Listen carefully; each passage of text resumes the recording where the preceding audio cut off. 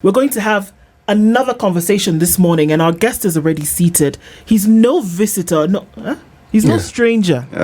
He's no visit to Jerusalem. Right. I heard my visitor Jerusalem. That's where I wanted to go. But he's no stranger to the Situation Room. And Ramogi Odhiambo is an economist, and he's with us this morning. Ramogi, good morning. Good morning. New Year's greetings to you. I've changed my salutations for Nah. That thing is sweet when you say Happy New Year. Is it sweeter? It is. Happy New Year. Happy New Year. Good to have you in the room. Are you well? I am. Thank you very much. Fantastic. Good to be back. Good to have you here. Right. We're going to be looking at the state of the economy. Am I your first guest this year? Yes. In fact, clap for yourself. It's very good that you've noticed you're our first guest. The man is happy. He's happy. And we are happy that we're happy that you're happy and spreading some of that gold dust on all of us. Thank you very much. Karibu Sana. Asante. We're going to be looking at the state of the economy today and looking at some numbers and looking at what ought to be. Where should the money be spent? Where has it not been spent? An update in terms of where we are. Before we do that, we want to welcome you properly. This new year, you know, some old things remain, but there's a country from which CT is going to share today's proverb. CT, welcome our guest with today's proverb, will you? Well, as I will. This country, let me just give you a hint. It's bordered in the northwest by southern Sudan, Ethiopia in the north, Somalia in the east, Uganda in the west, Tanzania in the south, and the Indian Ocean in the southeast. Which country is this? That's Kenya. That's like hiding an elephant's face and telling me which animal is this. You would be amazed. Yeah. A question like that has been asked before, and people give me some of the most interesting answers. Oh. It is very, very studio. Oh. You probably remember your geography well. Well, I loved geography. See? See? There are people whom geography sort of like, geography did a thing for them. Yeah. Now, our proverbs will be in the language of Kiswahili. Kufanikiwa maishani unahitaji vitu viwili, ujinga na ujasiri.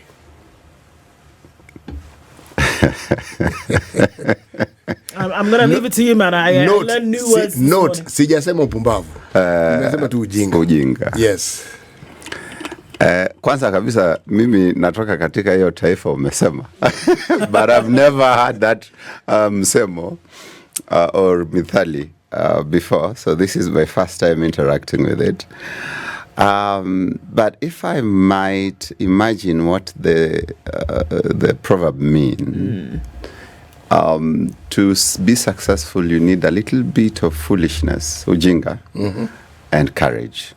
On the front of courage, I think I agree totally that confidence has made a lot of people very successful. On the part of stupidity, I think perhaps maybe I can marry it with the phrase that we lose a lot because of our paralysis of analysis. So if you're smart, you want to overanalyze a situation. If you're not as smart, just this thing can be done, let's do it. So people who are stupid tends to do more than people who are not. Or even say more. No, but even when you say ujinga, is it just someone who's probably not informed? Not that he's stupid, he just doesn't have the information. Or less wise. Or less educated.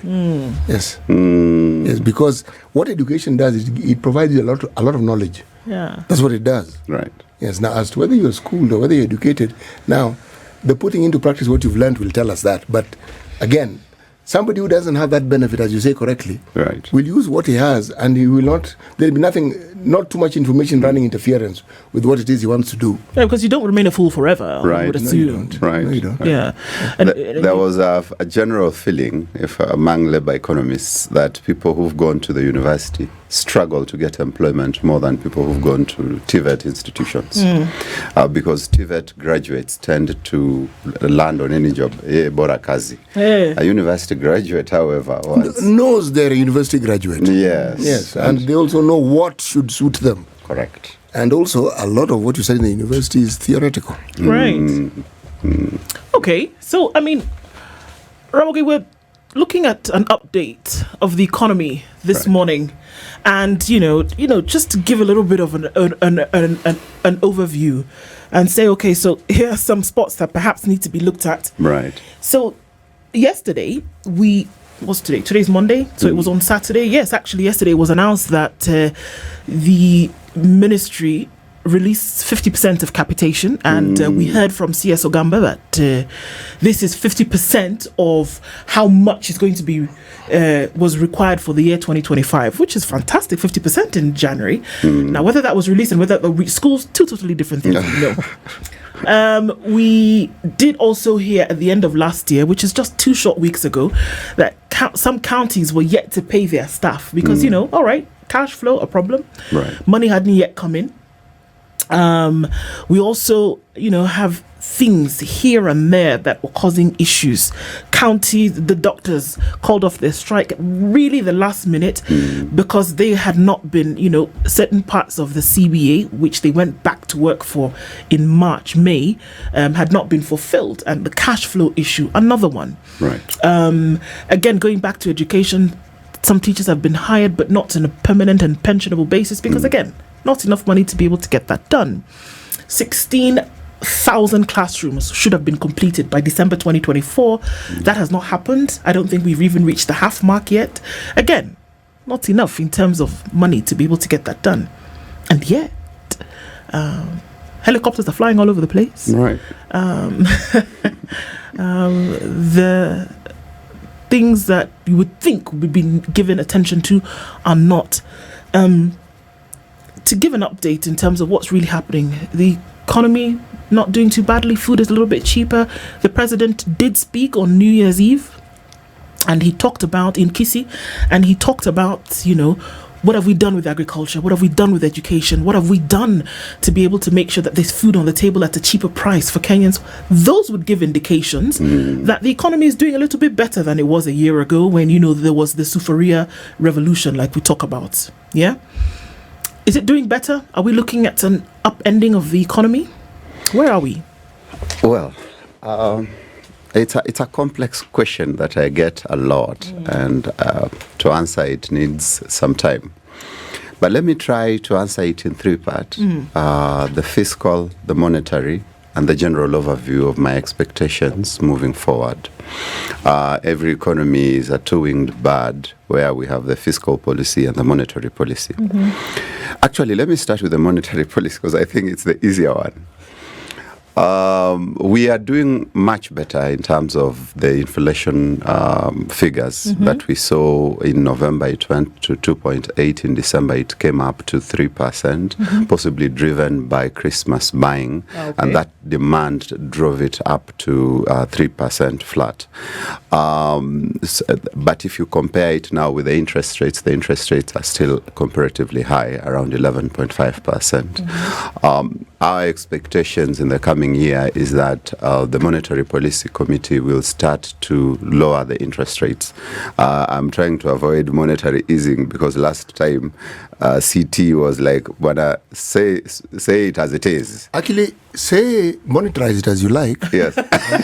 So that I can ask you to explain it. Right. Yes, you just say it. Thank you. Yes, yes. The index things will index the other. And the fiscal things will monetize the other. And then I'll ask you now, please explain. Yes. Yeah, so monetary easing is when we start to lower the interest rates, and we expect that to start this year. Last year, they avoided it purely because they were still concerned about the inflationary pressures globally. Now, the global inflation rate in 2023 was 6.5%. Last year, it has come down to around 5.7%. It's expected to come down to 4-point-something this year. So that has also changed because we are fully recovered, if I can put it that way, from the after effects of the COVID-19 situation. So and of course, the Ukraine war also affected inflation. So that has already the global economy has already shrugged off those shocks, and we are seeing a better performance moving forward. So my expectations are that monetary policy will ease off in 2025 because of these factors I've put across. Our foreign exchange, in terms of the dollar exchange, has also stabilized at 129, 130. We were not sure at the beginning of the last year. It wasn't at the same rate at the beginning of last year.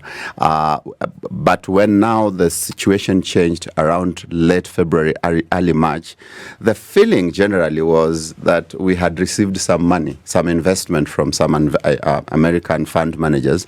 And so that would be a temporary shrug. But we've seen that somehow the high interest rate has managed to strengthen the exchange rate. And so I don't expect a major change on that, except we have a new gentleman in the White House.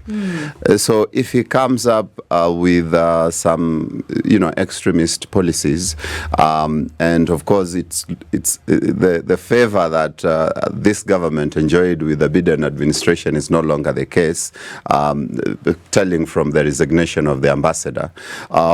So we do not expect that we'll enjoy some of the favors we were enjoying from the American government.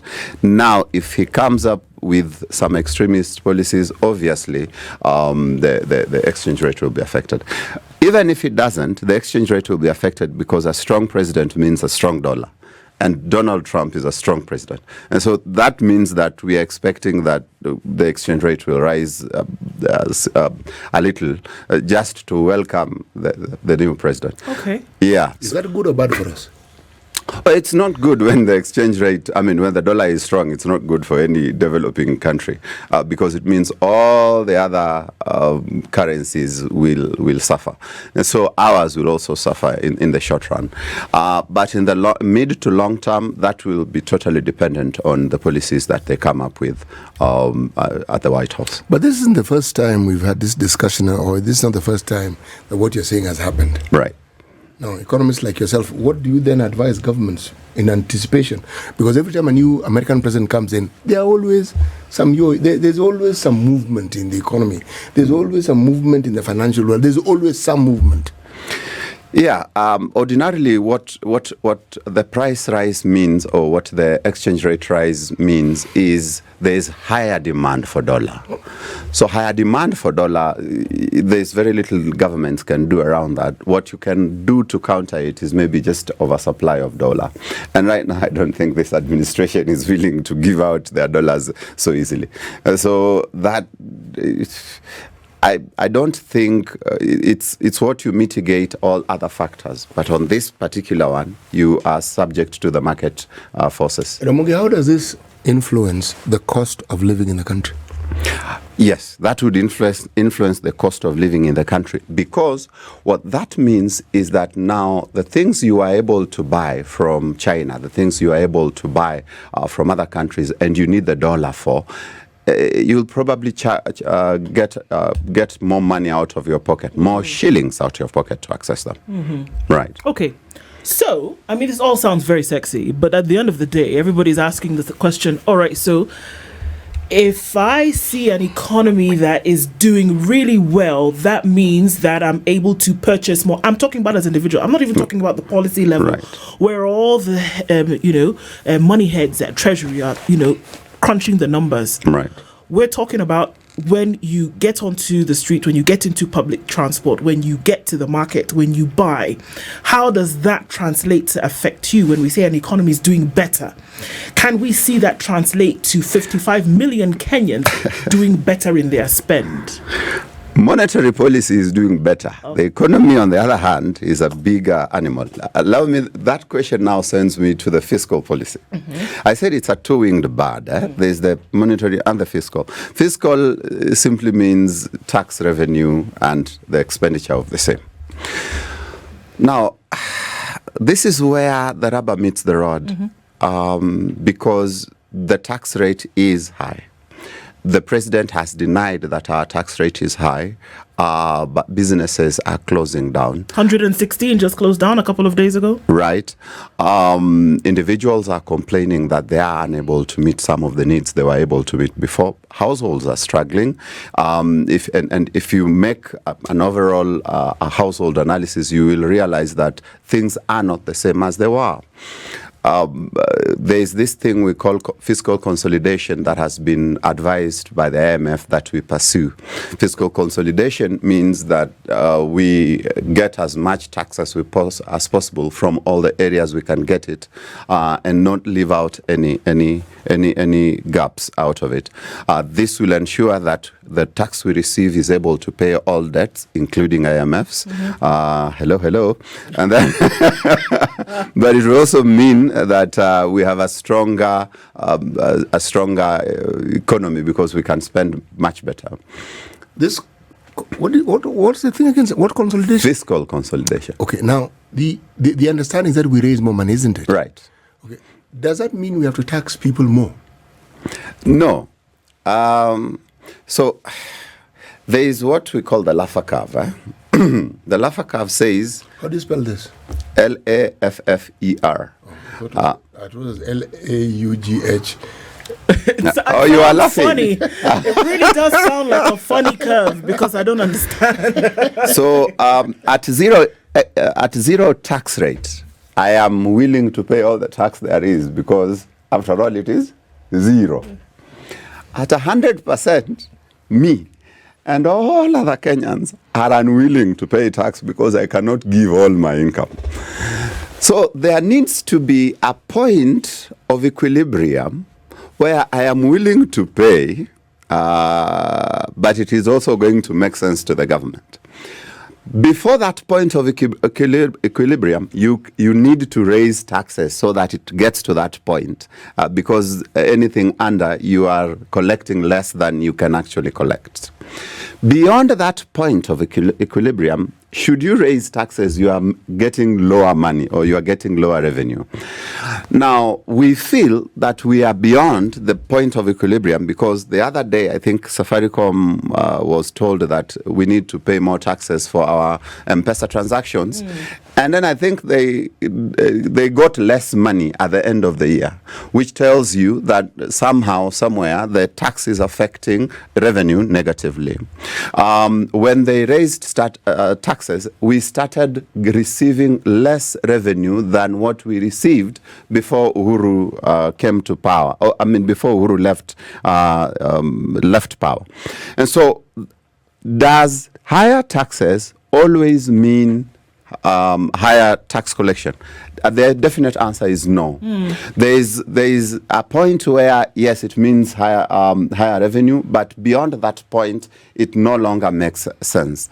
And so, while of course the fiscal consolidation is recommending higher taxes, the results, however, have been negative. So it sounds like it's counterintuitive. It is. So here you say that you want to be able to collect more in order to be able to do 1, 2, 3, but the measures that you put in place to collect this seem to be burdensome to the people that you're collecting from because they're not going to buy, number one, because they're burdened. Right. So you're not going to be able to collect from there. They're not going to be active in those circles. So it kind of, one knocks out the other, right? It does. And the other thing we've also seen, and I was having a conversation the other day about more Kenyans now going back to cash-based transaction. Yes. Because you don't want KRA looking at your M-Pesa and saying this guy has money. Yes. And because that means more taxes.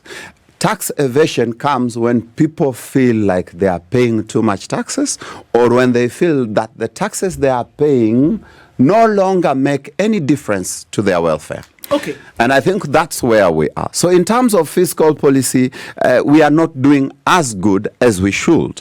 But it's not just in terms of collection, it's also in terms of expenditure. Are we spending in areas that are a priority for the country? If you'd realize that, for example, when this administration came, they said they are going to spend in agriculture, they are going to spend in small and micro enterprises. If that expenditure program were to be put in place, then we would be somewhere today. The cost of food would have gone down and we would have made a lot of sense. No, come on. The president gave a speech on New Year's Eve, and one of the things that he mentioned, because I watched it, one of the things that he mentioned was agriculture that you've just mentioned now, and he said tulileta mbolea ilikuwa 7,000 saa hii iko 2,000 something. Kila mtu alipata mbolea. Wacha hizi stories za siasa, watu ambao wamesema there's no whatever. Right. He talked about that. He said that food is cheaper in the country. He said that. So is that not a direct translation? Hold on to that thought. Just hold on to that, because I want to bring in another number for you. Okay. I have so many questions, and I know we're going to a break in just a little bit, but let me just ask it like this. The target for KRA in 2024 was 2.74 trillion shillings. Right. Right? They registered an 11.1% growth in collection. Right. Right? Right. 2.74 trillion shillings, of course, is not the amount on the budget. It's less by about, give or take, a trillion shillings. Right? Yeah. But if KRA collects that and then you do here and here, mix it all together in the pot, would you say that it would be enough from the collections to do the things that are in the budget? Would that have been enough to kind of cover the basis if that was actually collected? I'm going somewhere with this. Yeah. Would that be enough? 2.7. 2.47 trillion shillings was KRA's target in 2024. Yeah. No, it wouldn't be enough. Okay. It won't be enough because our budget now is upwards of 3 trillion. Exactly. So then there would still be need to borrow just to meet the budget deficit. Budget deficit is usually around in the provinces of 700 to 800 billion. So it would still need to borrow. Okay. Now, coming back to what I asked you to hold, you said that if we saw that there was a progression in the areas of agriculture and small business, SMEs and MSMEs rather, if we saw that there was progression in those areas, then we would be able to say that, yes, this is actually working properly. Right. How do you ensure that between the monetary and fiscal, you actually see one translating to another? Right. If you see that on the global scale, things are working very well, inflation is down, things are happening, how do you get that to translate to CT's question of the table and the fork and the knife? How do you get to see that it's happening there and it is also happening here? Because people have said inflation is down, fantastic, but I cannot pay school fees for my children. I cannot buy food 3 meals a day. And I'm out of a job. And I don't have a job. I walk to where I'm going. Yeah. How do we say it's doing fantastically? People are clapping for you in front. You're wearing a golden dress, but behind it's dirty. How?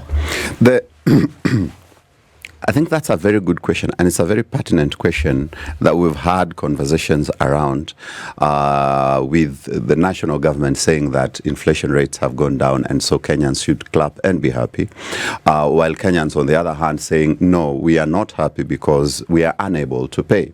And it boils down to this one thing we call income taxes.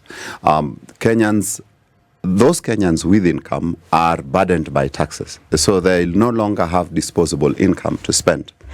If at some point you had 200 shillings, but the cost of unga is 150, you can still buy that unga with your 150 and remain with 50 bob. If, however, we've taxed you significantly, but we've dropped the cost of unga to 120, however, your income now is 80 shillings. Yes, the cost of unga has gone down, but I don't have the buying power to access the unga. So that's where we are. We no longer have the buying power. And so that's why Mwananchi is feeling like those are very rosy statements, but I still don't have the buying power. Now, how you sort that is twofold. One, you lower the cost of money. And you lower the cost of money, you lower the interest rate, so that then more and more people are able to access money to invest. And this investment creates employment, this investment creates circulation of money, and what we call the multiplier effect. The second thing you do is you lower the taxes so that then you release more money into people's pockets. Because if I am paying half of my income to the government, it means then that there are things that I will have to forego. And so the new cabinet secretary promised that he will lower taxes. And then he comes up with the tax amendment bills of 2024 that seemed to mirror, the Finance Bill 2024. So it's like bringing Finance Bill 2024 through the back door. So we've not seen a commitment, we've not seen a fulfillment of some of those commitments to lower taxes. And for as long as the tax rate is high and the interest rate is high, Kenyans will continue to complain that they don't have money, even though your inflation rates are good. Okay. Economist Ramogi Odhiambo is our guest this hour, and we're looking at an update of the economy and asking ourselves the question, okay, so where is Kenya at this point? And what needs to actually be done to ensure that we are getting on top of things, really. CT? You know, the question that has been on my mind for a very long time is, how do we slay this particular dragon? What needs to be done to incentivize people to pay taxes?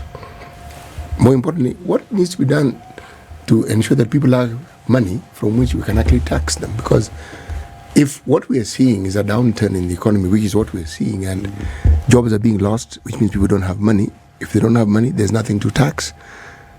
And so the government revenue will automatically go down. It doesn't matter how many creative ways the government comes up with trying to tax whatever it is they think they're going to tax. How do you get to incentivize people to pay their taxes? That's a good question. I think there is some panacea. There is somewhere we can borrow. When Kibaki came to power in 2002, what they did is they made money available, so that drove up investment. And I've mentioned this, that investment creates employment creates income creates savings create investment. So it's a cycle. So you want to focus your attention on as much investment as possible needs to be made in that economy. An economy is driven by investment. Now, for that to happen, you need to work on two things. One, you need to ensure that money is availed to people through lower interest rates and good policies. But the second thing that you need to work on is the tax that we have been talking about needs to be reasonable. When you have tax, you tax everything that is there, especially in a growing economy like ours, and where there is a lot of dependencies. You see, your income is not just your income. Your income is depended upon by a host of other Kenyans as well, who are hoping that CT will send them something to survive. So, and that's a fact, yeah. And so then that means we cannot tax our people the same way they do in the West. For us to be able to appreciate and tax and pay tax the way these guys want, there has to be investment, and that needs to make that means that the tax rate need to come down, and that means that the interest rate needs to come down. Is that what stops Kenya from being an investment-heavy economy? Is that what stops it from being, an investment inviter? Yes and no, but the no part is we are also corrupt. Oh yeah. You bring money and someone in government asks you for a kickback. You go elsewhere where they are ready to accept investment, and there is no such request. Obviously, you will go to where there is no such requests. The thing is, this is very interesting because I think the entire ministry, it's MITI, Ministry of Trade and investment trade and everything. Yeah, I think they were tasked with the responsibility of, I believe they were here. The number that they gave us was in the trillions of shillings, in the millions of dollars, in terms of the open arm request now that Kenya is at to bring in investment. But if we're looking at that vis-a-vis what you're saying now, then again we're looking at another place where there's counterintuitive, where it's counterintuitive. Open arms with outstretched hands. Exactly. You're opening your arms and saying come in, but at the same time your hands are open saying, well, what are you going to give me? Right. So then how? Because if we want to look at what you said before, that you can't, number one, we know it is not possible to tax your way to prosperity. You cannot do that. Neither do we have any economy on the globe that was able to develop without a strong, economy. You can't. It's not possible. You must have this investment portfolio or industrialization that we talk about. It's not possible to do that. So when we say you cannot tax like the West, and the question that CT asked, how do we get people wanting to pay more tax? Well, for God's sake, if you do the things that you should do with the tax, correct, then would you not invite an appetite where people are saying, okay, well, it looks like these fellas are actually doing what they should do with the money. Right. I don't mind giving you up to half of what I earn, because that means I don't have to spend it again to get these things done. Because what are people spending their money on? People are spending their Basics. money to survive, Right. to eat, to send their children to school, to transport themselves from point A to point B. Savings is a luxury. And to stay well. And to stay well. So if you tax people, like we see heavy taxes on the other side of the pond, where do they go? They go to education. They go to a road network that makes sense. Health. They go towards health, so that you walk into hospital and you're treated for the minutest and the greatest of ailments. So those things do not have to come out of your pocket. For me, that's what would create an appetite for me to say, what, you want 50% and all these things are taken care of? Take it. Right. We compare ourselves with the Scandinavian countries where tax is about 49% to up to even 54%. But in those countries, you have housing, adequate housing, quality housing for free. You have roads that don't have potholes. I was passing through some that last saw maintenance 5 years back. You have free education. You have free health. Free up to what level? Up to university. Okay. It's not primary. No. Free education up to the university. And so in Kenya, we want to tax that way, but this tax goes into individuals' pockets. The truthful man says that the only business in government is the business of those in leadership. So if that's anything to go by, it means then that a majority or the bulk of the taxes that we pay go into individuals' pockets. So I agree with you that, yes, if there was a way in which that money is being spent to meet all the needs, so that then I don't have to, the 50% I'm remaining with, I can plan for my vacation, food, Save. and save and invest. That would make sense. That would make a lot of sense to Kenyans to pay more taxes. Okay. How then do you justify an austerity doctrine, an austerity perspective about the economy, when every known research, every known thinking has debunked it continuously, and yet somebody's still prescribing it? It's something I find puzzling. Well, the economists in government are interesting. Let me tell you my thought as for where we are right now in terms of the economy, whether it's austerity, whether it's fiscal consolidation, whether it's spending in agriculture or education or health. We do not have a clear direction on this is where the economy needs to go. That is the problem. So it's like, just try this one. We don't have a policy. We do not have a clear direction on this is where the economy is supposed to Let go. me ask the question again. We do not have a policy. Or is our policy confused? It is all over the place. It's a mashup of many micro policies that do not speak the same language towards where we want to go. We have the Vision 2030, and many of the manifestos that these guys come up with today are actually drawn from the vision. So that then at this time, at this very hour, we are supposed to be somewhere where we can say we are food secure. So the cost of food must come down, because food security is not just in terms of availability of food, but it is also access. Am I able to access this food with the little resources I have? The agricultural advisor to the president just a couple of weeks ago told us that there's enough food in the barns. Maize bags in the barns for the year. Let me go back to that conversation of agriculture. When we talk about doing agriculture as a policy driver, as the key policy that should be able to unlock all the others, because we recognize its importance, what we mean is that, one, there needs to be a conducive policy environment. Two, we need inputs. Three, we need infrastructure. Four, there needs to be storage and other logistics that facilitate agriculture. Five, we need to have market dynamics that are favorable. And by market dynamics, we have also mentioned many times that we need to have some sort of a food exchange, an agricultural exchange that copies or mirrors what the Ghanaians have come up with. Talk to us about the Ghanaians a little bit. Let me understand, what is it that the Ghanaians have come up with? So what happens is they have a food exchange. Like, this is the price of maize in Accra. This is the price of maize in Kumasi.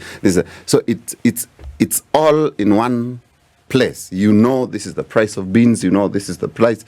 So the price differences have been managed because there's what we call artificial inflation, where someone just that's not the price. It's way above the price, and someone just comes up with a price which makes no sense and charges people. And so that information availability sorts that.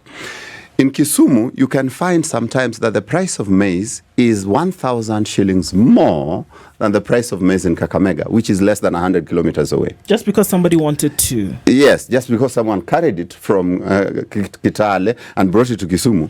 And they charge you 1,000 shillings more.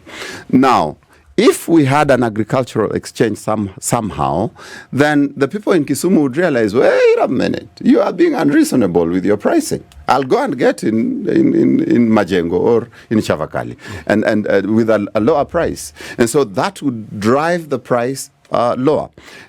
1,000 shillings might look small in the short run, but 1,000 shillings against 1 million bags, that's around 7 billion shillings. If you said we are using 1 billion bag in 1 million bag in a month, man, that's 84 billion in a year. In 84 billion in a year, it means the economy of Kisumu is poorer by 80 billion in a year, merely because of lack of information. And so they would blame the government that the high cost of food is high, merely because of lack of information.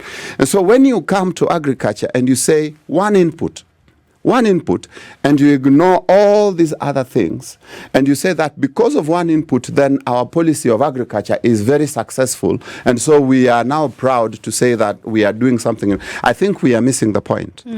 So we need to have a conversation about, are there other inputs that are required? And these inputs, are they only given to what we call agriculture-rich areas? Do we not want to support other areas as well to be food secure? We also need to go into the market dynamics, and some of them have said, like the exchange. We also need to go into storage, because there are places where we still don't have storage facilities for agricultural products. So all these things need to come together. There is no clarity on that. There is also no clarity on the country aggregation, CAIP, the one that the former Minister for Trade came up with. It's no longer there. And so you find that these people came, they had ideas, some of these ideas have been shelved, and so there is just no direction. Everybody comes with new ideas. The new guys don't have new ideas. They are just all over. Okay. Okay. I hear the plans, and this is the thing. We hear the plans, and like we said, there are folks at Treasury, I think, who are brilliant minds, who are crunching the numbers. The budgeting process started in September 2024, and we'll hear about it come, end of May, June 2025. The policy, maybe struggling on crutches with a bandage over its eye, but it's there, there's some kind of policy there. But can all of these things come to fruition when for every 100 shillings, for example, 70 shillings goes towards debt? The debt burden is huge on Kenya at the moment. Can you really develop economically with such a huge debt burden? And could that be the reason why we hear about plans, we hear about policies, we hear about these great things that then start to gather dust on shelves, but they can never really be implemented, because anything that would come in, whether it would be for investment, whether it would be for development, wherever it would be for, goes towards debt. Can you? Well, definitely not. The debt situation is, of course, getting out of hand. We had a conversation with the IMF, and they think that we are managing our debt well. Okay. Because somehow maybe I think they are getting their payments. We think we are not in a safe zone. But now, beyond that, Ndu, I think my problem is, you see, if you had debt, but at the same time you have a good plan of what you want to do, and you have started making inroads, making moves, significant strategic moves towards implementing your plan. Man, notwithstanding the debt problem, you can have partners who, whether in the country, within the country, the private sector as partners, you can have other partners from other countries that would want to work with you towards that plan. We do not have a plan that's working. I think that's where now I am concerned from where I sit. Let me ask a simpler question. Can we feed ourselves? We could if we wanted. No. Right now, today, 6th January 2025, can we say that we can actually feed our citizens? Well, yes, from the food that they say is in the store, we can. You know, you're really answering your own question. Let me ask the question again so that you actually understand me clearly. Let me embellish the question. Right. Does the country produce enough food to feed its people? And No, food is not maize. Right. Everything else that goes with it. Kitungu, nyanya. All that. Do we have enough to feed our people? No, we don't. There's a lot of food imports coming from South Africa. There's a lot of food import coming from Ukraine, together with their challenges. There's a lot of food import coming from Pakistan, rice, etc. There's a lot of food import coming from Brazil, etc. So, no, we don't. And Egypt, actually. Egypt gives us a lot of fruits. Okay, so we do not. We do not. So if we do not, and we are not able to feed our people, what then are we able to do? Because it doesn't get more fundamental. Right. Feeding. Right. What then are we able to do? Right. There is what we call the competitive advantage and the comparative advantage, which countries have borrowed, where now you do not concentrate on something you're not good in. So, in essence, you probably might not be able to feed your people, but you're able to produce something that gives you money or resources that now get you food from elsewhere to feed your people. Good theory. What is our comparative advantage? That's where I was heading to. So, assuming, for example, that our comparative advantage would be industry, then we would say we are industrializing, we are producing phones, we are producing cars. Are we? We are not. We are not. I am theorizing so that at least I get how to answer you, because you're asking me a question that a government operative is best placed to answer. An economist is an economist. Absolutely. No, I'm wondering why they are making decisions the way they are making decisions, irrespective of the facts as they are right now. Because the facts are that we are supposed to feed our people primarily before we can talk about even employing them. At least let's feed them. But maybe they are thinking comparative advantage, maybe they are thinking competitive advantage. But the question is then, what is our comparative advantage? What is our competitive advantage? If you ask me, from where I sit, we are an agricultural country. Are we? Yes, we are. We are in the tropical. We keep saying we are. What is this thing that we do that makes us an agricultural country? We produce coffee and we produce tea, and then they are taken abroad, and then now they are rebranded and then sold. The bulk of our farmers are subsistence farmers. So yes. We are an agricultural country, and allow me to assert that, because the counties that are agricultural tend to be wealthier than the countries that are not. Because that is that the measure of definition that we use, that there are counties who produce and are wealthier than others, and then you can consolidate that and say Kenya is an agricultural country? We are an agricultural country because it's the mainstay, the main production item. Sure. So everything else emanates from it. From that, okay. We have industries, yes, but they are not yet where they should be. The production from industries do not really... These industries that we have, which are they exactly? Mabati rolling mills. Oh, wow. So then the point that I'm trying to say is We are comparatively stronger in agriculture, yet we do not produce in agriculture. So that's a big gap. And that's why you'd find that by now we should be food secure, and by now it should be able to be accessed by as many people as possible. And, we have come up with projects like Galana Kulalu, which have since failed because it is important that before we talk about Vision 2030 being successful, being a mid-income country, being industrial, we must be able to feed our people. That has been abandoned. So that then now there's a mashup of policies here and there, and there's no clarity on where we're going. Ramogi, in 1 minute, what would you say is the sole, or at least one that has the lion's share, impediment towards Kenya moving from where it is to then be a progressively developed economy? I think it's mismanagement. It's lack of good governance, lack of leadership.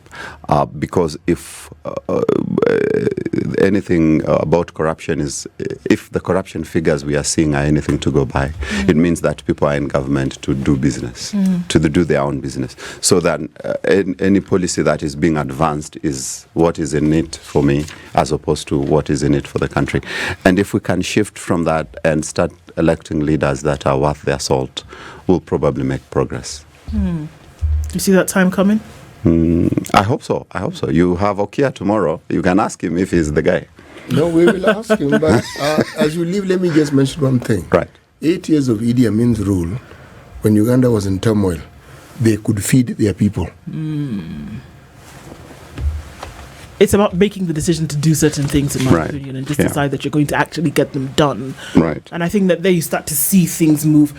If we look around the world, the people who made decisions about certain things made hard, fast decisions, and they didn't sway from them. And that's why they stand on the feet that they do today. Ramogi Odhiambo, Economist, has been with us in an update on the economy, hoping for the marriage between monetary and fiscal, and hopefully it will bear great offspring. Good morning. This is the Situation Room, the only way to start your day.